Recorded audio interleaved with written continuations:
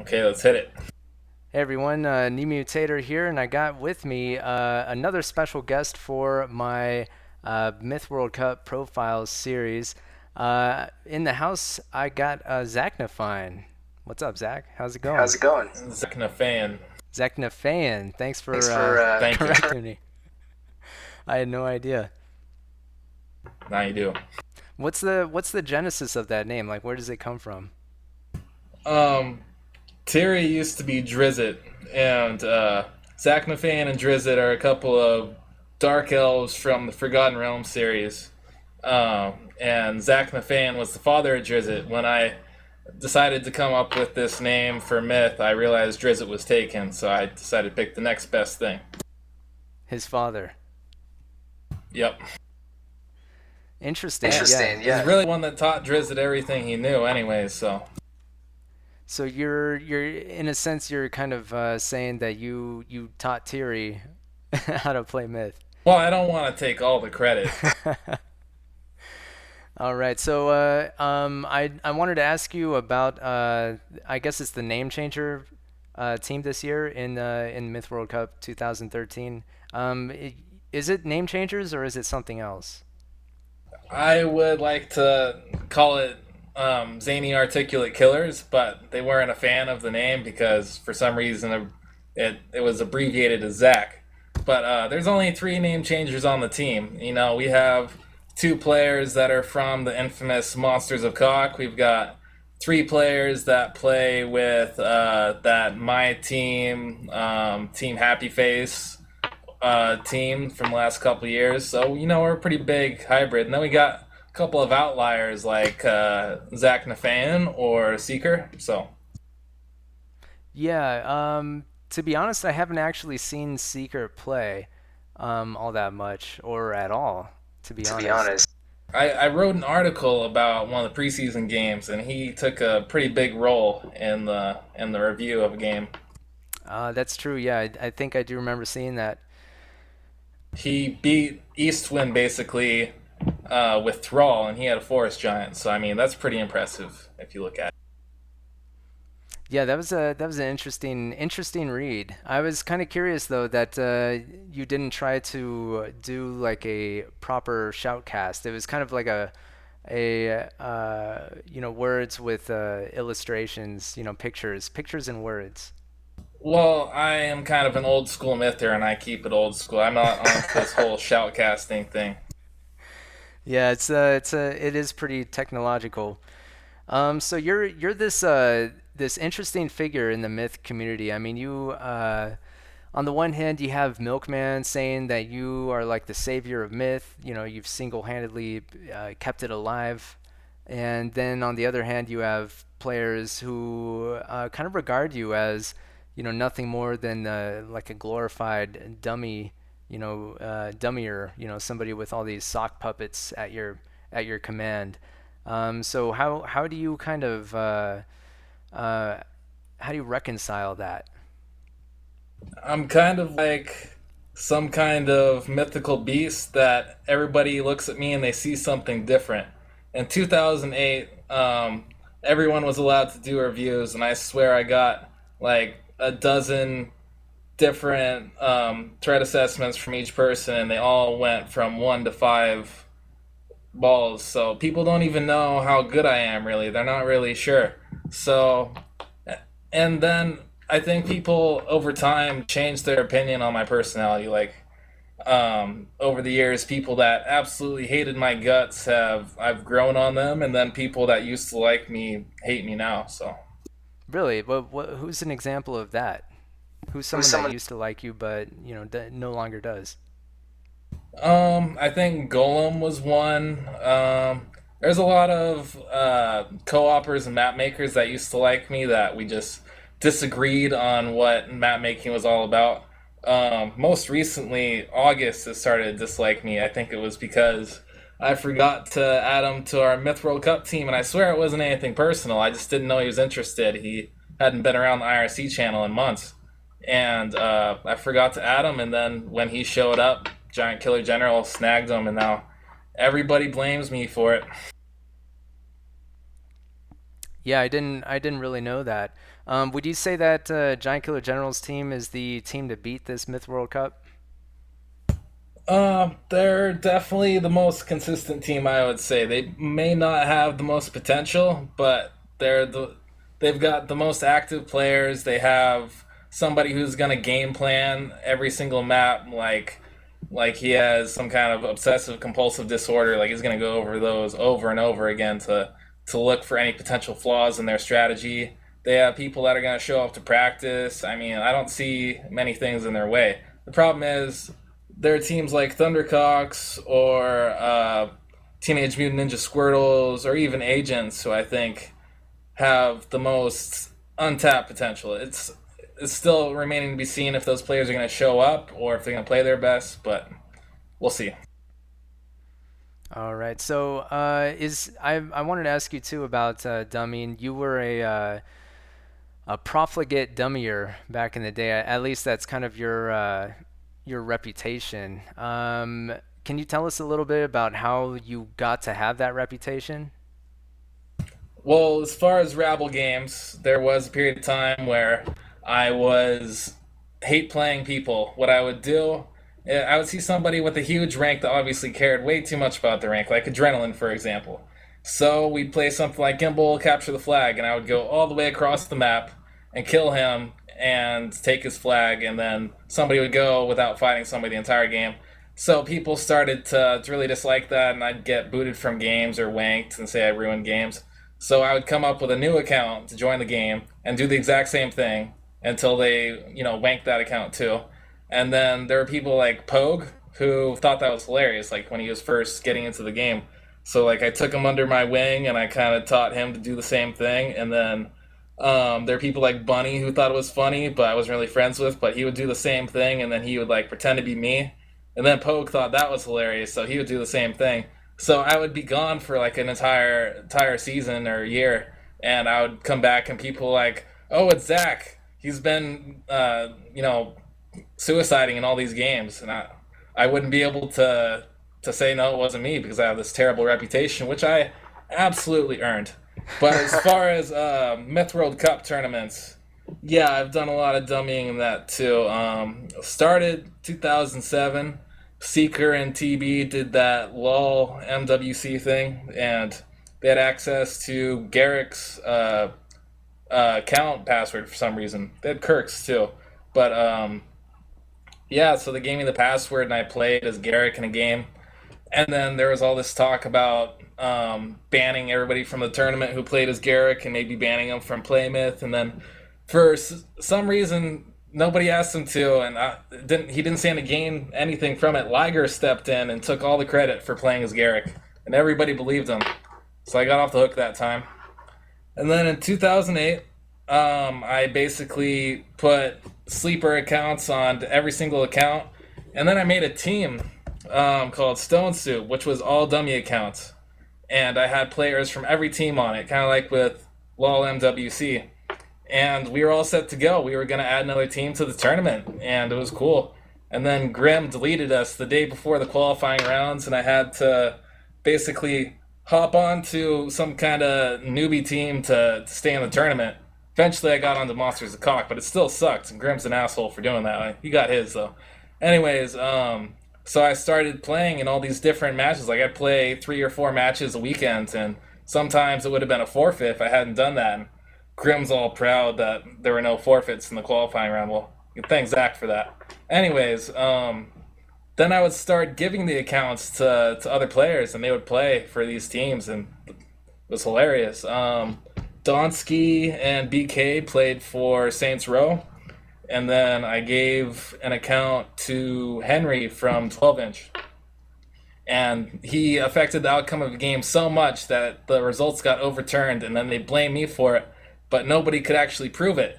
There was a system in place. MariusNet had a login checker to see what logins were associated with which. But me and a few other dummiers realized if you try and log in as somebody else, it links all the accounts that they tried to log into. So basically, you would enter a login into that to see who else they were, and you get 214 accounts. So their magical system broke, And then finally, I got busted as dummying in a game with Paris for ZXCV, some Australian team, and he got banned for a week. But they banned me from the tournament for the legacy of dummying in so many games. And then I kind of disappeared. I cleaned up my act. That was it. Yeah, I formed a team with my brother and some friends from the cult in 2009, and kind of disappeared in 2010. And yeah, that's pretty much my dummying career. So you're rehabilitated now. Is that what you're trying to say? Or is is there always the threat looming of another kind of dummy scenario? I'll say this: 99% of the time, when somebody says that this account is me, it's not. I think the worst case of that was Sid the Great came back. You know who that is? Yeah, I think so. Is that BMF? BMF? Yeah, he was on BMF. And then Giant Killer General and Tiger like harassed him so bad and grilled him about stuff that happened in like 1999, and he couldn't answer the questions fast enough. So they just abused him for the rest of his time on Myth until he finally quit because they thought he was me. Interesting. Interesting. And the whole time I'm whispering to him like, "I know you're not Zach. I know you're not Zach." And he didn't know I was Zach. Wait, Wait, you were you were whispering? Yeah, I was reassuring him that not everybody thought he was Zaknafein. Ah. You mentioned that you dummied with Paris, and got caught. In when was it? 2009 was it? 2008? 2008? 2008. And I'm curious what's the story? Like, how did you get caught? I honestly can't even remember. I've been caught a few ways, and it's usually just because I bragged about it, but I don't remember how they proved it that time. I think somebody just said, and Grim believes it. I'm not even sure they had proof. Huh, interesting. Let me bring up my most despicable moment as a dummy here, though. Sure. Sure. Was on his banning spree. I don't know if you remember that when he first came about. He's just banning people left and right. They had to declare amnesty for people that got banned because so many people got banned. And then before this happened, though, this is when I got like permanently banned over this. Um, there was a guy named Matty, and he had a 12-year-old son that would play Myth. So his son was hosting in some game, and I tricked him into giving me his password. And then I was pretending to be Mary's administrator That's why he gave me the password. So then I go and I get banned from Mariusnet, like all of my accounts. So that included that one. So now Maddie is told by his son that an administrator took his account and got it, uh, wanked or banned or whatever. And so he goes on to the Magma forums complaining, and saying these administrators are abusing my son on this server. This is bullshit. Until somebody finally revealed that I had been going around on his son's account and messing with people. So that's how bad Zach Nafan can get sometimes. Yeah, so that's kind of that's kind of where your reputation, some of it comes from anyway. But I've done a lot of good things too. I mean, you got to take the with the bad. I feel like. No, that's also true. I mean, you're very active in the community, and yeah, there's a lot of ways in which you've contributed as well. Maybe you can tell us about some of those, if you want. I am the biggest myth activist. I for this tournament alone, I went around to all like the like dead forums of old orders. Like I looked them up from other websites and stuff, and I would like private message people. I would post on their forums and letting them know about the Myth World Cup, and I was brainstorming with people in the lobby about how to get more people into the tournament. I mean, eventually I gave up, and Ducky did that bet, $500 bet that somebody would be unable to get 100 people into the tournament, but I don't know. I still think it's possible. But anyways, about how I'm good for myth. I'm also trying new ways to make the game interesting. Some people criticize me for this. They'll say from the competitive community, they say I'll come up with stupid unit trades that ruin the map, or I have too many bugs in my maps. But when you have like a 300 map plugin, I mean, it's hard to test all of them. And then from the Project Magma side, they'll say I'm a hack who doesn't know how to create anything original, and I'm not going along with the original goal of the map maker for the map I'm editing. But here's the honest truth of what I'm doing is I'm taking original maps, and not even just stock Bungie ones, but like popular third party ones, and I'm giving you a new way to play them. Like the free for all map pack with like a couple hundred maps on it. I put new unit trades on there. And then I get criticism that I have too many third party units on there, but they all play like Reg Myth. It's just a slight alteration, different statistics to keep track of.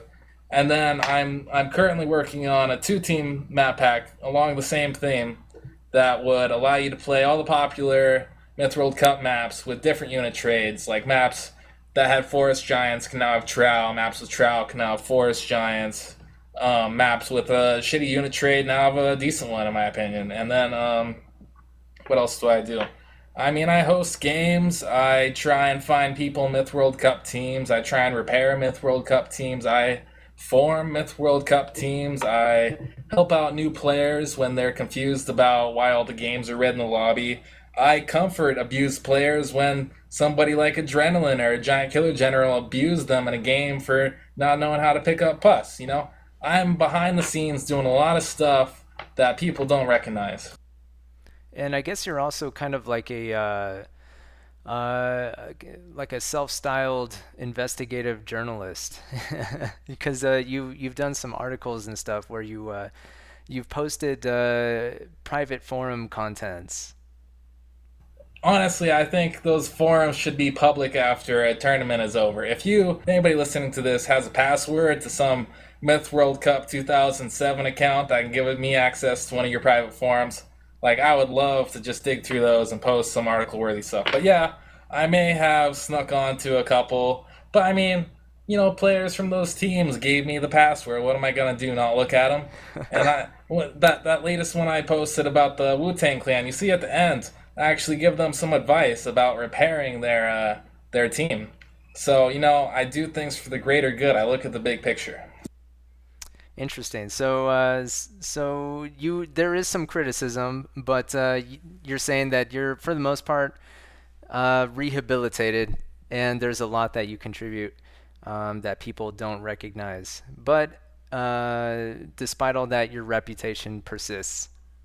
I will say I'm rehabilitated into the sense that back in the day it was like an addiction where I couldn't help it. I would love to log onto an account nobody knew me and I would do something that would piss people off. And today I just don't have that same urge. It's not something that nags at me. So I guess I am rehabilitated. Yeah. All right. Well, coming back to the Myth World Cup this year, you've got your team, and you put this team together, right?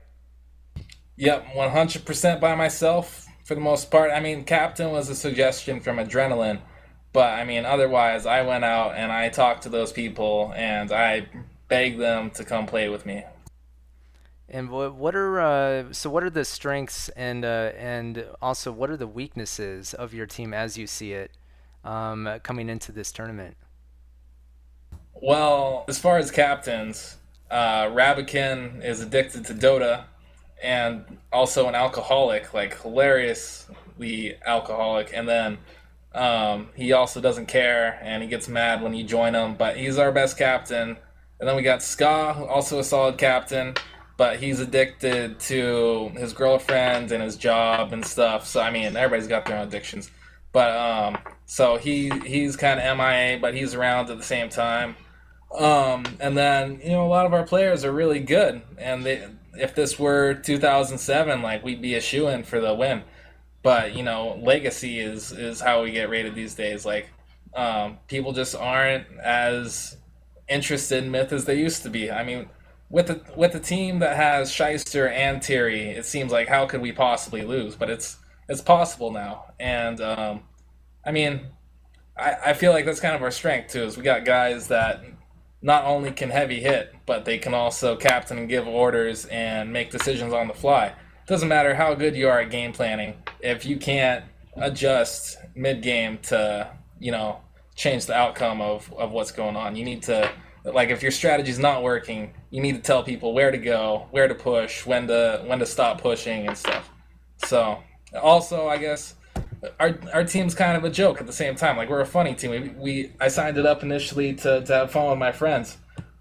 We got Flatline. I mean, he's gonna get mad when I say this, but he's a little bit washed up. Like he's living in 2001, but he's still a really good player.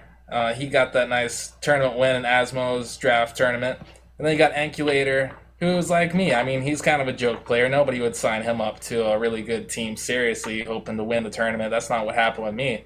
And then we got Seeker, who was the original Myth journalist and has been two balls since 2001, I would say. And yeah, so there's that. So yeah, you have some good players, and you also have some other players who aren't on the competitive level, but they fill out the your roster in other ways. That's kind of what you're saying. We all know how to play Myth, and we've all been pretty high up there in Myth tournaments for the most part. Like most of us have finals experience, but we're not the most active team, and we don't have the most care, and we're probably not going to game plan as hard as the other two top teams, but we're still going to go out there, and if we want to win this tournament, we will. Speaking of tournament experience, I was hoping maybe you can let us know like a little bit about how you got involved in the competitive community. Well, first, I was on Order of the Serpentine 2006. Look it up. Awesome team. And that was with Quarterman and Prokofiev. But then I moved on from there. Greener Pastures, they all retired. On to Order of H-Pack. And then I captained them to a glorious win over the Twisted Brotherhood, which had General X, all-star method there. Moved on to Greener Pastures. They all eventually retired. And then I joined Northern Paladins. I had to challenge Rabikin into giving me a tryout while he was blackout drunk. It took timing. And then he had me 1 vs 1 Orlando the Axe, who was coming off of his great tournament win in 2007. He had the best ratios in the tournament or something stupid like that. So I beat him with like 90% left, and Rabikin was like, okay, you're on the team. So I played for Northern Paladins, and we had a narrow loss in the winter series of 2008. And then I formed a team. Wait, no, I joined. I formed a team that got deleted in 2008, all dummy accounts. And then, yeah, Grim deleted it right before the qualifying round. So I joined some newbie team and ditched them for Monsters of Cock. That's where I met Flatline and Kron. They gave me a shot. I didn't play that well, and then I got banned.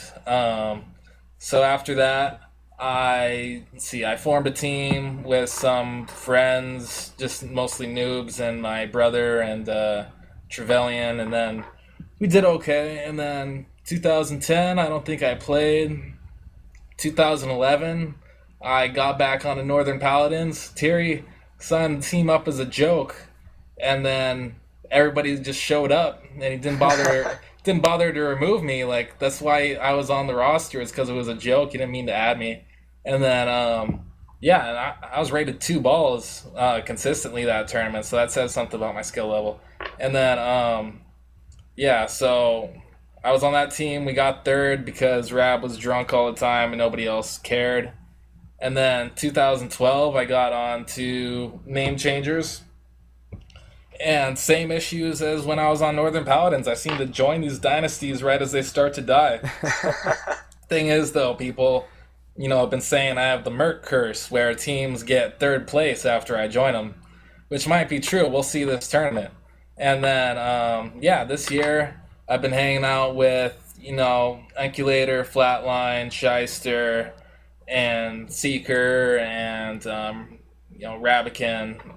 And I just signed up a team like that, and I just added a few more people that I thought might be helpful, like Captain Thierry and Kron, just your average players. And now people are saying I'm trying to stack the team and win the Myth World Cup, but I'm just trying to have fun with my friends.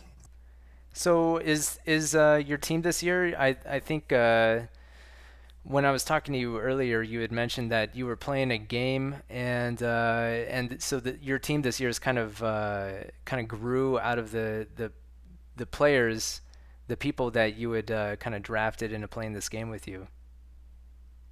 Yeah, pretty much. I used the star power basically of my initial core of part name changer, part Grimm's team, and me, legacy of me, to recruit Thierry, who was on my Winter Series team. Very impressed by my captaining abilities, obviously, my ability to lead a team. So we joined up. Adrenaline recommended captain, so we grabbed him. We added, let's see, who else? Let me look. And then we added Kron. I just saw him online. And I say, hey, when's the last time you teamed with your monster cock buddy Flatline? And he said, sign me up. So there you have it. That's our team. Well, very cool. It seems like it seems like every year, like a lot of these players are, I don't know. There's like really competitive teams, and then there's like the name changers, or there's the team that they seem like more noob friendly, and yet they work really well together. That's kind of like my perception of it. I don't know if that's accurate. Maybe you can speak to that. What do you mean by noob friendly? Like they don't hate on noobs. They're not noobs, obviously, but they don't hate on noobs. Maybe they do. Well, for the most part, our team isn't even on in Rabble games. Like, they usually avoid Rabble games because they probably think it makes them worse. But I mean, you're somewhat right about that. Adrenaline is a notorious noob hater, though, for the most part. And I have my moments where I lose patience and I'll yell at a noob. But you're right, Ska won't do that. Seeker is actually one of the worst. He loves to attack noobs with egos. Terry speaks Finnish, so he just doesn't bother. Shyster is actually, I think it's just he's a Southern gentleman, so he doesn't bother to chew anybody out. He just leaves when the game sucks. Um, yeah, I don't know about Flatline and Kron. I hear Kron's notorious at hating on people, though. All right. Well, maybe I'm wrong about that. Do you feel that your team is a little bit insulated from the myth community, seeing as how you have one of the few teams, I'm guessing, that's endured sort of from tournament to tournament and has kind of its own hub of activity with the infamous IRC server. Yeah, for the most part. I didn't join their server until I convinced somebody to let me on in like 2008, and I had to be clever about it. I just grabbed somebody that didn't really care about who was on there, and he gave me the address. And since then, I've just been like a cockroach. I've been really hard to get rid of. Koo, I think, was the one that described me that way. But I don't know when it started. Nine Ball said it was like an evolution of the Samstone hotline. I'll take his word for it. But when I joined up, it was Koo, Shyster, Ska, August, Lude, Atom Bomb. It was Atom Bomb server, and Adrenaline would go on occasionally, not very often. And they've had like color commentators, I would call them. It's people that weren't really part of the crew, but would still come on and talk shit. Like Paris, Kirk, Giant Killer General was on there for a while. Like, he was the hardest person to be in the same room with. But he was part of the team too, so he had to deal with that. And then let's see. And then I added Rabikin, Flatline, and Enculator, and they eventually joined the team. So there you go. All you have to do, guys, to get on Name Changers is to get the address to our private server.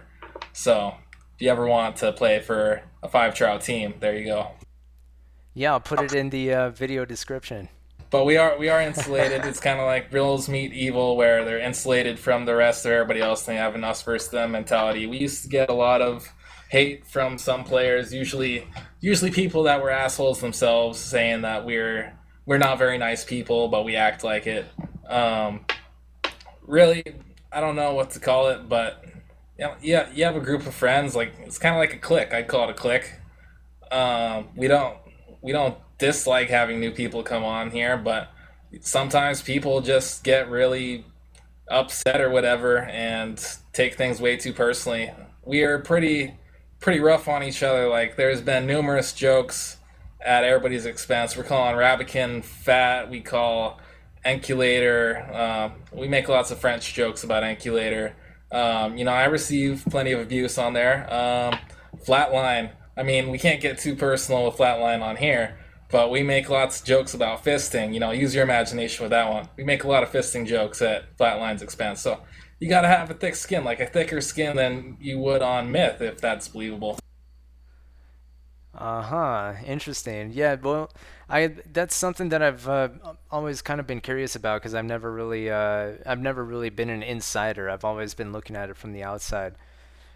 It's not some little club where we hop on and we make fun of people at their expense in private. I don't think it's that. I mean, if that's what you want to believe, go ahead. But that's not what we made it for. We communicate about Myth World Cup stuff, and we play another game called Solium Infernum, and some of us use it to play Dota. I don't really approve of that, but that's what they use it for. So there you go. All right. Well, let's go ahead and wrap this up pretty soon. I guess I'll ask you a couple more questions to finish on. So you've been around for quite some time, active in the myth community, and you've kind of been, I would say that you've had this ability to mix with different crews and different crowds. And so who are some of the figures, some of the fixtures in the community throughout the years that you've kind of looked up to for whatever reason? Um, Let's say I looked up to Rabikin like a father figure. He didn't really look at me that way. I don't think he really even knew who I was. But let's see. Ku. Ku was probably one of the most clever mythers that were out there. And let's see. I don't know. I kind of found my own way on myth. I didn't really have a group. I just moved my way up the ladder, I guess, from Order of the Serpentine to Order HPAC, and I formed a couple teams, and then I leached on the Northern Paladins, and since then I've been, top three. So So you're very much a lone wolf, is what you're saying. well, I think with a personality like mine, you would have trouble sticking with any particular crew. Um, I just find so many people on Myth really obnoxious. Like, it's just hard to be around them, put up with them. Okay, and last question. What keeps you coming back to Myth? Like, what is it about Myth that you enjoy? Like, why play in the first place? Like, why do you continue to play? Well, when there were more people, it was a lot of fun to rustle jimmies, as Kruniak used to put it. But this is also a game where the the skill level is limitless. Like if you were some South Korean top 10 StarCraft 2 gamer and you came onto here, you would find that you could always improve in some way, whether it was your ability to click fast or your ability to adjust to the game or to out game plan the opponent you're facing before the game even starts. And I don't know if you ever made a strat, but like it can get obsessive compulsive thinking about what you want to do leading up to the game and what contingencies you'll have to consider and what they could do that would entirely screw up your plan. So there's a lot of thinking going on there. It's kind of like chess in some ways. And then the depth with the modification aspect of Myth is also like so limitless. It's crazy. I've never seen mods like there are for Myth, with the potential of Myth at least. Like you can do almost anything because they just gave us the tools to completely alter the game. I think Mazarin's demise is probably one of the greatest things about Myth, even though I don't play it. But another thing is for I think for everybody here is it's a social game and there's a lot of nostalgia going on when people play it. Yeah, certainly there's the people who are playing now, a good chunk of them have been there, thick and thin throughout the years. Maybe not the entire time, but there's a lot of people playing now who played back in the Bungie Net days, for instance. And a lot of people, will continue to come back. I mean, they'll rediscover it. I mean, I rediscovered Myth. I'd completely forgotten about it for a couple of years. So there's always that. People rediscover Myth, but then 99% of those people undiscover Myth when they run into somebody that isn't patient, that they suck at some Rabble, free for all, or two team game. And we're so used to being assholes to each other that we become jaded to it. But you come back and you're not used to it, and you think everybody's just a jerk all the time. It's not true. I think if you go on to other competitive games, you're gonna see the same thing. People are really mean to each other, but if you can get over that hump, you'll see there's a lot to be enjoyed from Myth. Yeah, it's certainly a very demanding game with a lot of depth. Um, all right, well, that's going to be it for this little Q&A. Zach, thanks for coming on. I'm honored that you would interview me. Thank you, New Tater. And my friend Scott says you have like the perfect commentating voice. If that makes you feel good about yourself. Great. Yeah, good news, I guess. All right, well, I guess good luck in the Myth World Cup this year, and we'll see you in the QR. All right, thank you very much.